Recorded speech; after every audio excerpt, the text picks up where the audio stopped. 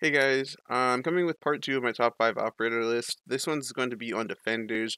Basically, this video I'm going to be going and covering my top 5 defenders and explaining why I think they are where they are and how strong they are and all that other stuff.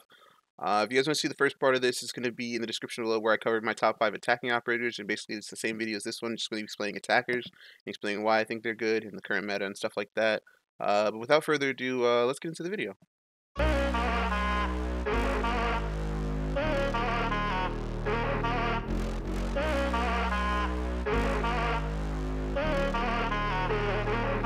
Alright, so just like last time, before I get into the actual top 5 list, I do want to cover 2 honorable mentions. Operators that are rather strong, but just simply didn't fit the top 5 in my eyes. And due to some minor setbacks, they didn't fit, but they are still strong operators and relevant in the current meta. The first operator is going to actually be Mozzie. Mozzie's an operator that, if played properly, can really hinder an attacking team. With his pests either scattered around the map or placed in high traffic areas, they help to assist with a roam and delay a lot of time, because due to the fact that a lot of people don't want to lose their drones to Mozzie pests, so oftentimes they either will lose a drone by accident or they'll just try to find another way. And with all that time spent trying to find another route and all that other things, they end up losing a lot of time with Mozzie. And the only real reason I felt that he didn't make the list is due to his recent loss of his shotgun secondary. Mozzie was really powerful with the roam because he was able to make his own rotates, open his own hatches and stuff like that. But when he lost the shotgun, he did lose a lot of that, a little bit, not a lot, but a little bit of his roaming potential, just because he's not able to effectively roam as much as he once was. The second operator that I'm going to honorably mention is going to actually be Echo. Echo is an incredibly strong operator, but due to the recent changes, or the changes that are coming to him with him losing the visibility on his drones, I'm not sure exactly how that's going to affect his long-term play and the upcoming season, so I didn't want to include him in my top 5 just because of this change that is coming to him. So Echo and Mozzie, both really good operators. I just didn't think that the new changes and stuff that's happened to them recently made them top 5 in my eyes anymore, while they're still rather strong operators. Alright, so coming in at number 5 will be Mira. Mira does seem to be out of meta due to her high ban rate in both ranked and in comp, but when she is available, she can completely stall an attacking push. Mira windows not only supply one-way visual to the defending team, but will prevent most players from pushing forward due to their ability to be peeked at any given moment, usually through a soft fall or if they're close to their door, like on border, for example. Some people do swing that door, and when they're fast peeking on the mirror and anything like that. So pushing mirror windows are generally not that safe, so she does indeed stall pushes and forces your team to try to attack them either vertically or just completely switch the push. Ever since she came out, Mira's been one of the most influential operators in Siege, and why she's constantly sidelined due to her power. Had Mira received more play, she would be higher, but just due to her consistently being banned and sidelined, she is in the 5th position. But I did feel the need to include her just because of the operator and her utility being incredibly viable in both ranked and comp.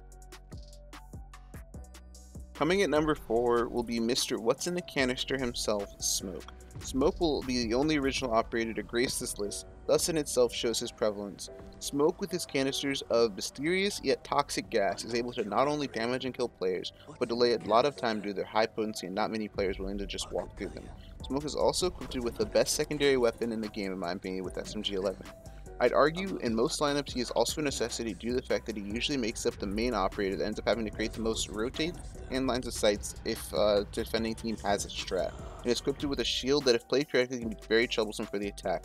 Smoke's kit lands him a spot on this list at number 4, and some could argue higher. This is just the position I felt most comfortable putting Smoke, just based on his utility, his kit, and where he is in the meta. Next operator on the list is going to be Valkyrie, coming in at number 3. Valkyrie's kit contains 3 black eye cameras that can be thrown anywhere on the map, with them being in or outside the building and fit in most nooks and crannies. With Valk being as versatile as she is, with her possibilities for cameras, she can often promote more of an aggressive playstyle that also feeds her team intel in locations that were not accessible before. With the recent Z-Ping being added to Siege, she also received a minor buff in that aspect and a quality of life improvement for her cams. With the new system, you can now pinpoint locations on attackers and use those for easy nitro kills or the not so conventional floor bang. With also incorporated the fact that her cams can be outsighted, I think that it gives her a slight advantage over Echo and Mozzie, of course assuming if he gets a drone in the matter of intel gathering.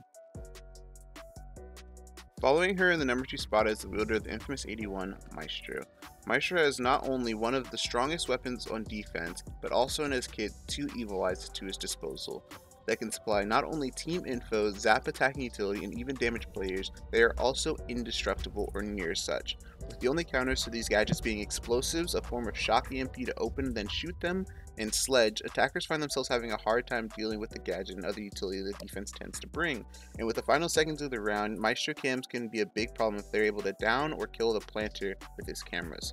But even without his cameras, Maestro is no slouch. The Alda has a high fire rate, high damage, and a high round count.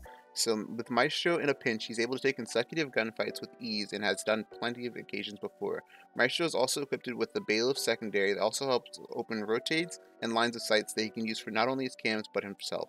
Maestro is truly a complete package and well deserving of his spot at number 2 on my operator list. Coming in number 1 will be a newer operator that I feel the current meta completely revolves around in Wamai. While some of you may be surprised to not see Jager here or not on this list at all for that matter, with the new changes to Jager, I feel Wamai will be the better operator by most respects and didn't feel like putting two operators of similar utility would make too much sense. That being said, a Jager paired with Wamai is an incredibly hard combination to deal with, and Wamai having his own shield, the combo is able to soak up most of the attacking team's utility if not dealt with quickly, and even then still takes a good chunk of it. Wamai over time gathers more and more of his magnets that don't destroy but pull utility towards itself in a self-destructive manner. With Mai also being able to capture cap doubles, something Jager cannot, I do feel that this makes him debatably too strong and he can influence a lot of rounds if not dealt with properly. That's all I have for my list there today. If there's anything you don't agree with or have a differing opinion on, you're more than welcome to go down in the comment below and basically state your case. I'll be happy to hear any operators that you think belong in other positions or operators I think I should have on the list that I don't. Outside of that, my next upload is going to be back to schedule on Monday, and I'll see you guys then.